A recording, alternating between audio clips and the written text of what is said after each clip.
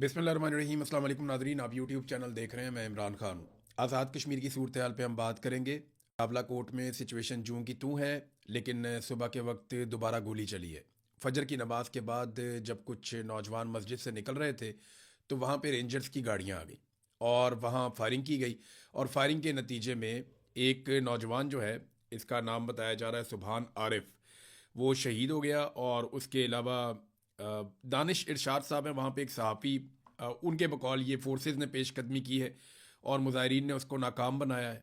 और जो एक नौजवान वहाँ पे ज़ख्मी हुआ, उसने क्या बताया पहले वो सुन लें तो मेरे ख्याल में ज़्यादा बेहतर सिचुएशन आप समझ सकेंगे। क्योंकि यहाँ पे गोली चली है और रेंजर्स की दो गाड़ियाँ आई थी जिनके ऊपर बंदूकें फिट थी। अब ये क्या हो रहा है, मैं यानी मेरी समझ से बाहर है। यानी मुझे इतना लंबा सहाफ़ती करियर हो गया। आज़ाद कश्मीर में इस वक्त जो खेल खेला जा रहा है ये इतना सादा नहीं है जितना दिखाई दे रहा है। मैं कुछ चीज़ें आपको बताता हूँ, लेकिन पहले आप सुने ये नौजवान जैसे गोलियां लगी हैं ये क्या बता रहा है। 5 बजे का टाइम हुआ, तकरीबन नमाज पढ़ के मस्जिद से बाहर निकले ना, उन्होंने स्ट्रेट फायर खोल दिए हैं। कोई उन काफी बंदे हमारे जख्मी भी हुए। मेरे साथ एक दो बैठे थे, वो फोत हो गए। और वो कौन सी जगह की थी? एक तकरीबन मेरे ख्याल से एक तो ये गोरा लगाया ना, जी जी। तो एक एक एक का सही कंफर्म नहीं हो रहा। अच्छा स्ट्रेट फायर गाड़ियां आई हैं दो रेंजर्स की, अच्छा। और वो बंद गाड़ियां थी ना, तो बस उन्होंने गने लगाई हुई थी गाड़ी ठीक पर। है। उन्होंने चारों तरफ गने बस फेरना शुरू कर दिए। अच्छा, तो वहाँ पे किस तरह का सीन था? क्या लोगों ने वापस मज़ामत की है? और जी जी, क्या? लोगों ने भरपूर मजामत की है, मुकाबला डट के किया है उनका। फिर वो काफी लोग जख्मी हो गए, फिर एम्बुलेंस वगैरह आई हैं, उन्होंने जो जख्मी थे उनको उठाया है। बंदों को उन्होंने ढूंढ ढूंढ के मारा है, जिधर जिधर कोई बंदा नजर आ रहा था ना उनको, वहां पर उन्होंने फायर किया उस पर। अच्छा, तो तो ये है कि आपको प्लंजी हॉस्पिटल में कौन लेके आया है? एम्बुलेंस उधर से मंगाई है, उधर से उन्होंने भेजा है हमें सीधा। जो है ना, कैंप लगे हुए ठीक है। हैं उधर, उनको हमें बिठाया उधर। उधर हमारी ट्रीटमेंट हुई है, इंजेक्शन वगैरह लगे। तो जो जख्मी थे, जो शहीद भी हुए हैं, तो उनको भी साथ ले गए। तो वापस उधर से जो ज्यादा सीरियस थे ना, उनको पलंदरी की एम्बुलेंस पे बिठाया, उनको ले गए। किसी को डडियाल की एम्बुलेंस में बिठाया, उधर ले गए। तो बाकी जो फोत हो गए उनको भी एम्बुलेंस में भेज दिया हमने। ये नाजरीन आप सुन रहे थे एक नौजवान को जिसे जो ज़ख्मी हुआ सुबह फायरिंग की वजह से, और वो ये बता रहा है कि उसके साथ कुछ नौजवान शहीद हो गए हैं। उनमें एक का नाम तो कंफर्म हो गया, सुभान आरिफ।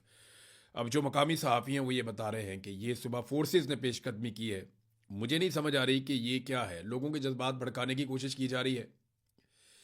क्योंकि बार बार क्रैकडाउन की कोशिश की जाती है, लोग उसे नाकाम बना देते हैं। और लोग बहुत बड़ी तादाद में शहर के आसपास चारों तरफ बैठे हुए हैं। और इन लोगों को अभी तक उमर नज़ीर कश्मीरी ने इजाज़त नहीं दी कि ये लोग दाखिल हों रावला कोट में। यानी रावला कोट में दाखिल होने के लिए उमर नज़ीर कश्मीरी, जिन्हें सबसे पहले गोलियां लगी हैं, उनके साथी शहीद भी हुए। और उन्होंने अभी तक शहर में दाखिल होने से बाहर से आने वाले लोगों को रोक रखा है और लोग बाहर घेरा डालकर बैठे हुए हैं। कमिश्नर रावला कोट सरदार वहीद के मुताबिक मुजाहिरीन को शहर से हरगिज गुजरने नहीं देंगे। यहाँ पे भी एक सिचुएशन है। यानी हुकूमत ने शहर के अंदर सिक्योरिटी फोर्सेस के ज़रिए से काफ़ी मजबूत ताकत इकट्ठी कर रखी है और शहर के आसपास जो है वो आकर लोग इकट्ठे हो गए। जबकि शहर के अंदर भी अक्सर रैलियां निकलती हैं, मुजाहरे होते हैं और लोग शहर के अंदर भी बाहर निकल रहे हैं। ये सिचुएशन जो है ये कोई तवक्को भी नहीं कर सकता था। ये मिसकैलकुलेशन है पाकिस्तान की एस्टेब्लिशमेंट की कश्मीर के अवाम के बारे में। इनको तारीख पढ़नी चाहिए, थोड़ा सा चीज़ों को गौर करना चाहिए। कश्मीरी इस तरीके से आपके काबू नहीं आएंगे, आपको उनके साथ बैठकर बात करनी पड़ेगी। ऐसा लगता है कि जानबूझकर हालात ख़राब करने की कोशिश की जा रही है। और अक़वाम मुत्तहिदा की करारदादों के मुताबिक जो मसला कश्मीर का हल है, शायद उस हल से अब पाकिस्तान भी पीछे हटना चाहता है, ऐसा लगता है। क्योंकि भारत तो इससे बहुत पहले भाग गया था। भारत ने तो कहा जी हमारा अटूटंग है, हम अक़वाम मुत्तहिदा को मानते ही नहीं है। तो भारत ने 370 ख़त्म कर दिए और वो कवानीन ही तब्दील कर दिए। उन्होंने स्टेटस तब्दील किया और कंट्रोल कर लिया मकबूजा कश्मीर को। वो कहते हैं जी अब वो उनका मुल्क का हिस्सा है, वो कोई अलग टेरिटरी नहीं है। पाकिस्तान के अंदर भी पंजाब से लगातार जो टाउट्स हैं उनकी ये आवाज़ें उठ रही हैं कि जनाब कश्मीर को पाकिस्तान का एक सूबा बना लिया जाए। तो अक़वाम मुत्तहिदा की उन करारदादों को ये भी पसे पुश डालना चाहते हैं। एक तरफ वो ये कहते हैं कि अक़वाम मुत्तहिदा की करारदादों की रोशनी में मुहाजिरीन की ये 12 नशिस्तें रखना बहुत ज़रूरी है। एक तरफ एस्टेब्लिशमेंट के लोग ये कहते हैं। वो ये प्रोपेगेंडा करते हैं कि क्योंकि हम अक़वाम मुत्तहिदा की करारदादों के मुताबिक मकबूजा कश्मीर को आज़ाद करवाना चाहते हैं और कश्मीरियों को उनका हक देना चाहते हैं, लिहाजा मकबूजा कश्मीर से इजहार यकजहती के लिए उनकी 12 सीटें रखना बहुत ज़रूरी है। दूसरी तरफ यही टाउट्स कहते हैं नहीं नहीं कश्मीर को अपना सूबा बना लें। भाई या तो आप ये बात कर सकते हैं या आप वो बात कर सकते हैं, आप दोनों बातें एक वक्त में नहीं कर सकते। इस तरह आप एक्सपोज हो रहे हैं। और कश्मीर को सूबा बनाने की बात जो पागल लोग कर रहे हैं वो नहीं जानते कि कश्मीरियों का इस्तिस्वाब राय उनका हक है, और इसी के ऊपर पाकिस्तान ने 70 साल मुकदमा लड़ा है कि उनका यह हक है कि वो फैसला करें कि वो कहाँ रहना चाहते हैं। वो इंडिया के साथ रहना चाहते हैं, वो पाकिस्तान के साथ रहना चाहते हैं, या वो अपना एक अलग मुल्क बनाना चाहते हैं। ये उनका हक है और ये उनका जमहूरी और आईनी हक है, ये उन्हें हक मिलना चाहिए। अब अगर आप ये ज़बरदस्ती करेंगे तो वो तो इंडिया भी कर रहा है, अगर पाकिस्तान भी वही करेगा तो दोनों में फ़र्क क्या रहेगा। सवाल ये पैदा होता है। मेरी ख्वाहिश ये है कि कश्मीर पाकिस्तान का हिस्सा बने और कश्मीरी वोट करें पाकिस्तान के हक में, लेकिन इसका फैसला कश्मीरी करें, यह ज़्यादा ज़रूरी है। यानी मेरी अगर ज़ाती ख्वाहिश है कि कश्मीर पाकिस्तान का हिस्सा बन जाए तो मेरी ख्वाहिश से ज़्यादा मुकद्दम है कश्मीरियों का अपना राय देना, जो कश्मीर के अंदर रहते हैं या कश्मीर से बाहर रहते हैं, लेकिन उनकी राय का सबसे ज़्यादा एहतराम होना चाहिए। अब लगता है ऐसे है कि अपने अपने पास जो कश्मीर मौजूद है, जो भारत के पास है, जो पाकिस्तान के पास है, शायद बैकडोर चैनल, क्योंकि हमें फ़ौज ने ही बताया था कि बैकडोर चैनल राब्ते हम कभी भी बंद नहीं करते भारत के साथ, तो बहुत मुमकिन है कि दोनों ममालिक की एस्टेब्लिशमेंट ने यह फैसला कर लिया कि वो कश्मीर आपके पास है, वो आपका, ये हमारे पास है, ये हमारा। अब इससे आगे शायद कोई बढ़ना ही नहीं चाहता। तो जो अलग आईनी हैसियत है, कानूनी हैसियत है, भारत ने तो ख़त्म कर दिया। पाकिस्तान जो है वो इस तरफ बढ़ता हुआ दिखाई दे रहा है। नाज़रीन, मैं आपको एक ऑडियो सुनाता हूँ। ये ऑडियो आपके लिए सुनना इसलिए ज़रूरी है कि एक प्रोपेगेंडा किया जा रहा है और कश्मीरियों को पाकिस्तान का दुश्मन बनाकर दिखाया जा रहा है। ये एक माँ की आवाज़ है। ये माँ क्या कह रही है ये ज़रा आप सुने, आपको आइडिया हो जाएगा। थोड़ा सा क्लिप मैं आपको सुनाता हूँ, वैसे तो ये बहुत लंबा है, लेकिन आप इसमें सुने कि एक माँ किस तरीके से बच्चों के लिए रो रही है। और ये माँ पता कौन है? ये कश्मीर की एक रैंडम माँ है, यानी हम नहीं जानते ये किस घर में रहती है, कौन है, इनका नाम क्या है, लेकिन इनकी आवाज़ इस वीडियो में आ रही है। और ये पता है किन बच्चों के लिए रो रही है? जो पाकिस्तान का फौजी हेलीकॉप्टर गिरा, उसके अंदर जो बच्चे शहीद हुए, जो फौजी शहीद हुए, ये उनके लिए रो रही है। तो माएँ तो सांझी होती हैं। पहले ये सुने, फिर मैं आपको बताता हूँ। हाय हाय हाय हाय जहाज फट गया, हाय वो सड़ गए बेचारे, सड़ गए सारे। हाय हाय हाय हाय मामा दे बच्चे सारे मरे अल्लाह, हाय मरे अल्लाह। ओफो वो जहाज उठे, मैं दो ही दिखे जहाज उड़ता ना, ये फिरदा ऐसा लगे, उसी लगे था। ओ मरे अल्लाह जी, बहुत नुकसान हो गया, बहुत नुकसान हो गया, बहुत नुकसान हो गया। ओ तबाह के ओए अल्लाह जी, वहां मार छुड़ी ने। ए मामा दे बच्चे दौड़े नॉन दौड़े सारे, पता नहीं किसा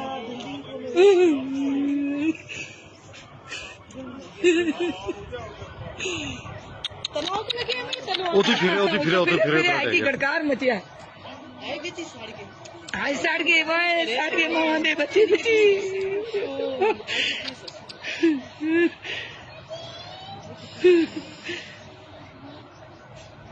मुझ बंदा आवाज आए, मुझ बंदा ना, मुझ बंदा जो रोड दिन में क्रिकेट से चलती आवाज है। हाय मामा दे बच्ची।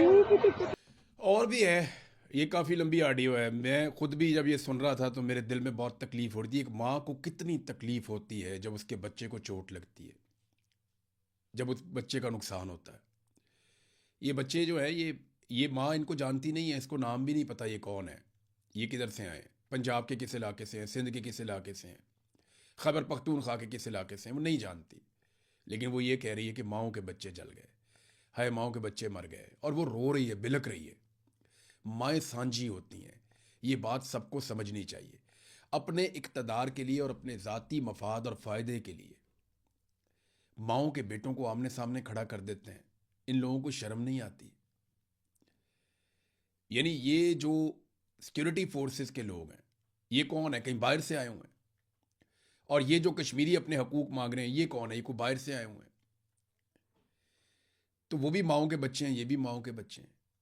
और वो एक माँ बिलक बिलक के कह रही है, हालांकि इनके बच्चे आपस में जो है वो लड़ रहे हैं इस वक्त, बच्चों को, वो लड़ने के शौकीन नहीं है, उनको लड़ाया जा रहा है आपस में।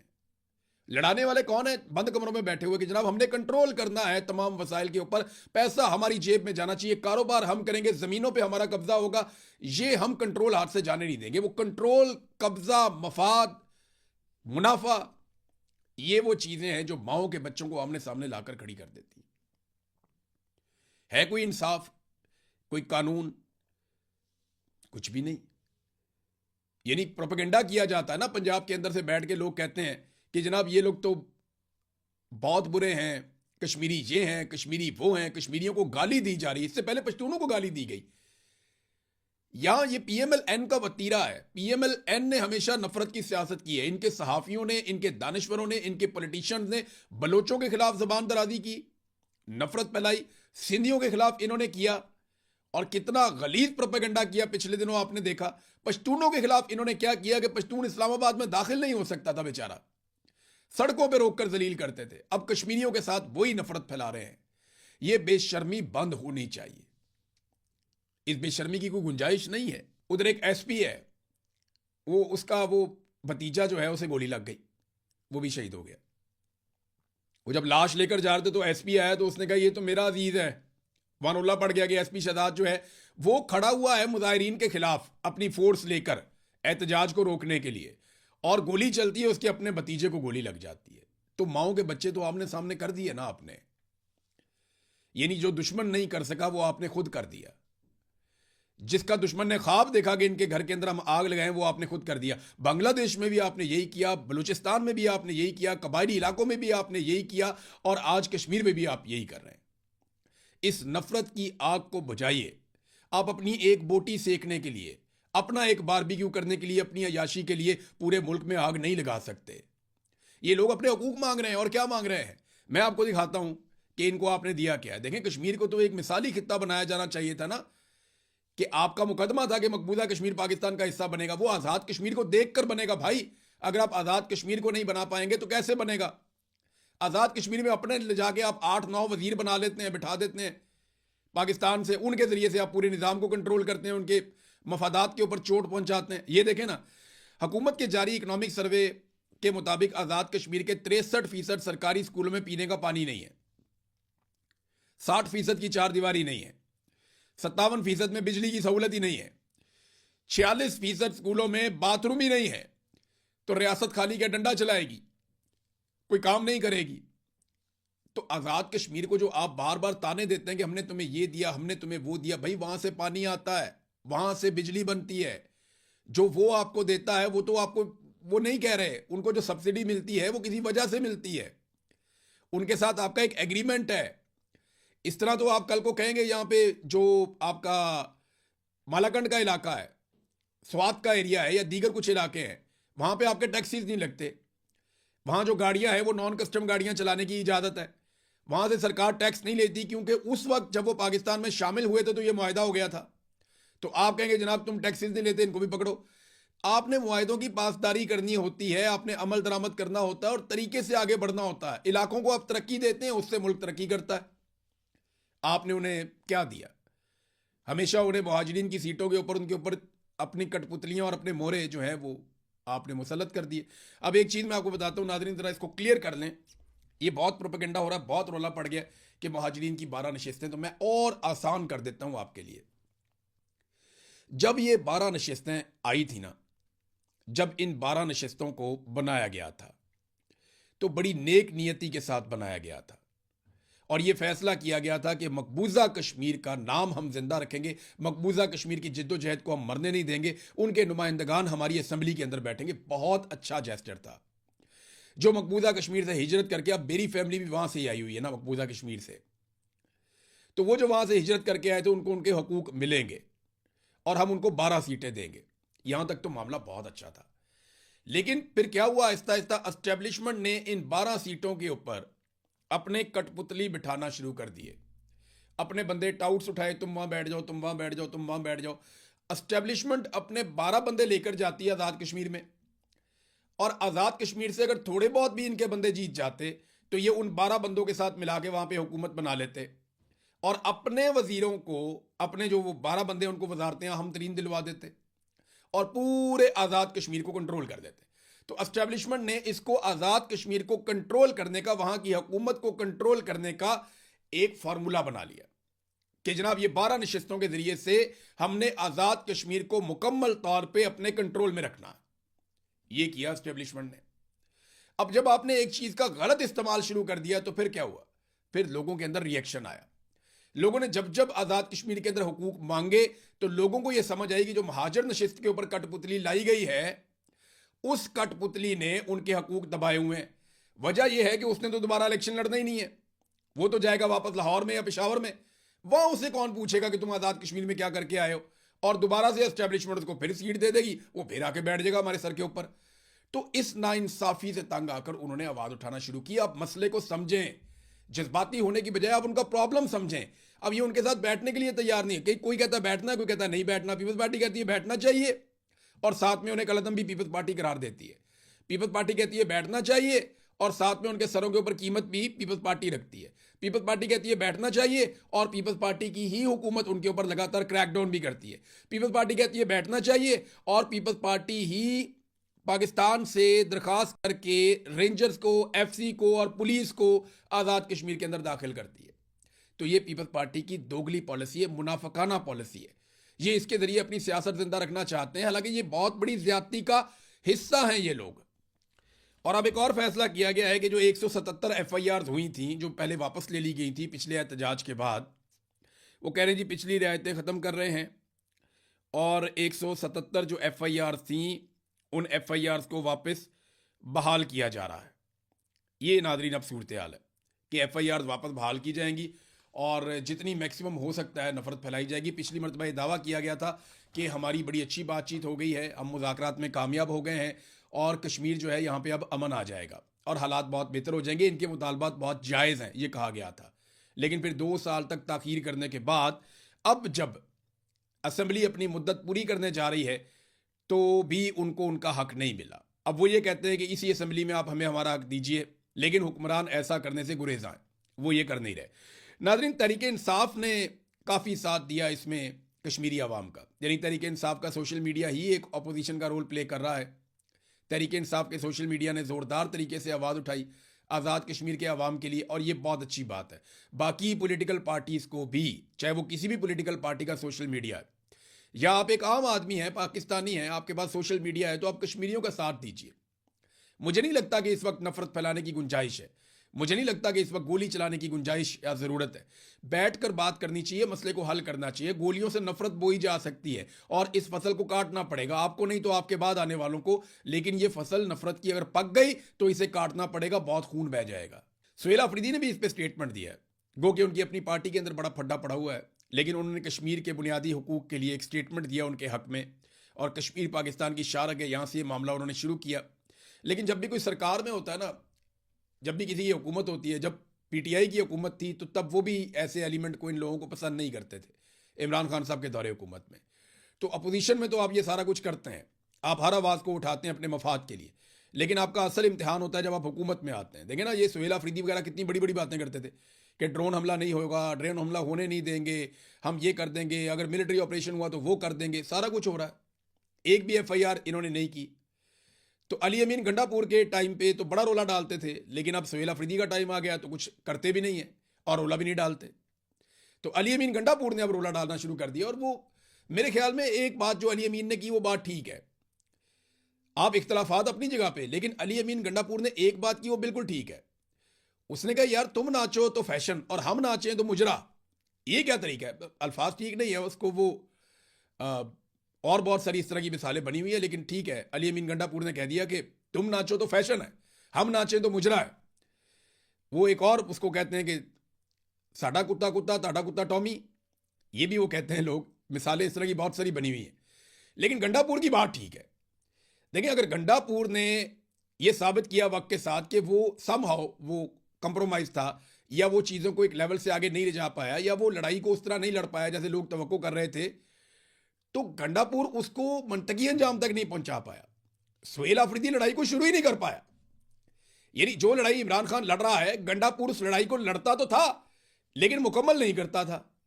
सुहेल अफरीदी का प्रॉब्लम यह है कि जो लड़ाई इमरान खान लड़ रहा है जेल से बैठ के, सुहेल अफरीदी उस लड़ाई को शुरू ही नहीं करता, यानी वो तहरीक बनाने के हक में ही नहीं ऐसा लगता। सुहेल अफरीदी ने अभी तक तहरीक बनाने के लिए एक कदम नहीं चला। इमरान खान ने कहा कि स्ट्रीट मूवमेंट शुरू करनी है, सुहेल अफरीदी ने कहा कि करनी है, लेकिन की नहीं। अभी तक कुछ भी नहीं किया गया। पार्टी के अंदर जो है वो रोला पड़ा हुआ है, लड़ाई बढ़ रही है। अली अमीन गंडापुर और उनके जो इत्तेहादी हैं, जो उनके साथी हैं, वो मुतहर्रिक हो रहे हैं, और ये सारा मौका सुहेल अफरीदी ने खुद दिया। मेरे ख्याल में अब बहुत कम चांस रह गया, बहुत थोड़ा चांस रह गया सुहेल अफरीदी के पास कि वो कुछ करके अपनी साख बचा लें। क्योंकि मुझे अच्छी तरह याद है, मैंने एक दिन कहा था, और ये मेरी सुहेल अफरीदी से बात हुई थी, तो मैंने कहा था कि गंडापुर ने 100 से शुरू किया, वो 0 तक पहुंचा, और आप 0 से शुरू कर रहे हैं। अब आप पे डिपेंड करता है कि आपने नीचे जाना है या ऊपर जाना है। तो सुहेल अफरीदी ने ऊपर की तरफ सफ़र किया, थोड़ा सा 10, 15, 20 तक गए, लेकिन उसके बाद अब ये माइनस में खसारे में ही जा रहे हैं। सुहेल अफरीदी ने वो नहीं किया जो इमरान खान ने कहा था। तो एक अजीब किस्म की मायूसी पाकिस्तान तहरीक इंसाफ के वर्कर में है, उसको दूर करने की इनकी ड्यूटी थी, ये नहीं कर पाए। इंटरनेशनल फ्रंट पे खबरें हैं, लेकिन नेक्स्ट वीलॉग में बताऊंगा। अब तक के लिए इतने, अपना ख्याल रखिएगा, अपने चैनल का भी। अल्लाह हाफिज़।